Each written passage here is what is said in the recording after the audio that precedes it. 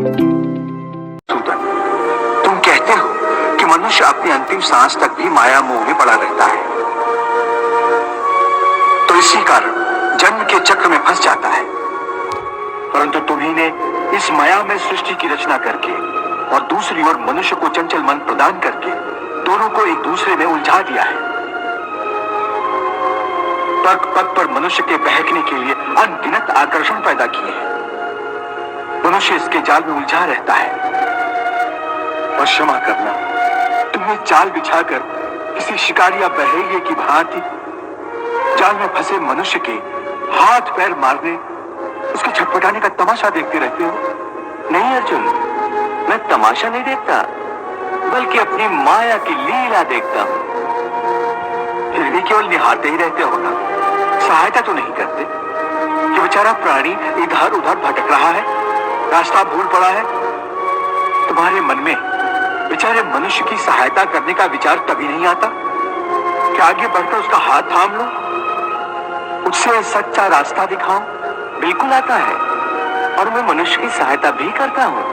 परंतु कब कब करते हो तुम उसकी सहायता? मैं तो देख रहा हूं कि तुमने कर्म का विधान बना दिया है, जन्म मरण का चक्र चला दिया है और इस चक्रव्यूह में मनुष्य को फंसा दिया है। ये तो कोई बात नहीं है, ये तो कोई सहायता नहीं हुई। मैं सहायता अवश्य करता हूं। अपने भक्त को मैं कभी बेसहारा नहीं छोड़ता।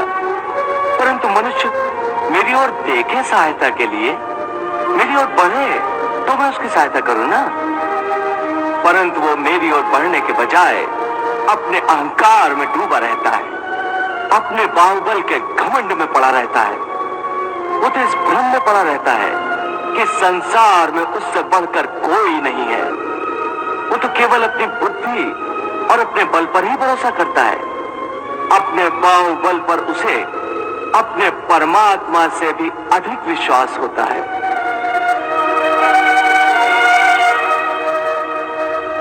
अपने रास्ते से भटके हुए मनुष्य की सहायता के लिए आखिर तुम उससे क्या चाहते हो? क्या तुम्हें सोने चांदी के चढ़ावे चाहिए? क्या तुम अपने भक्तों से स्वादिष्ट और पंच पकवान चाहते हो? मैं मनुष्य से एक श्रद्धा के अतिरिक्त कुछ नहीं चाहता, कुछ नहीं मांगता।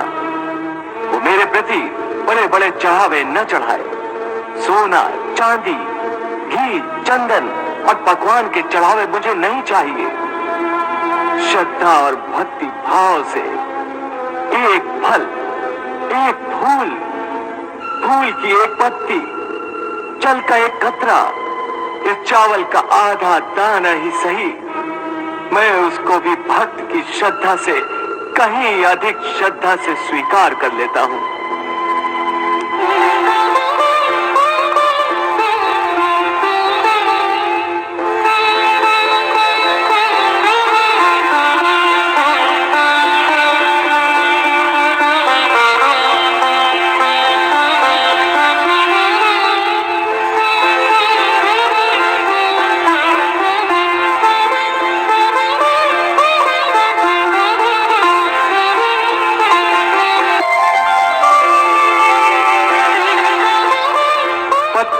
पुष्पम फलम तोयम यो मे भक्त्या प्रयच्छति तद अहम भक्ति उपहृतम अश्नामि प्रयतात्मनः।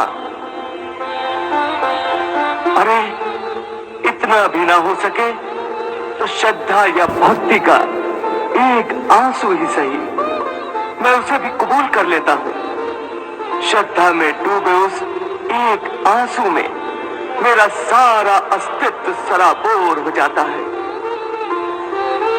भक्ति अथवा पश्चाताप का ये आंसू चाहे लाखों पाप करने के बाद अंतिम क्षण में क्यों न बहाया गया हो, मैं उस अनुपम भेंट को भी स्वीकार कर लेता हूं और मनुष्य के सारे पापों को उस आंसू से धोकर उसे नवजात शिशु की तरह निष्पाप कर देता हूं, उसका कल्याण करता हूं, उसे मुक्ति देता हूं।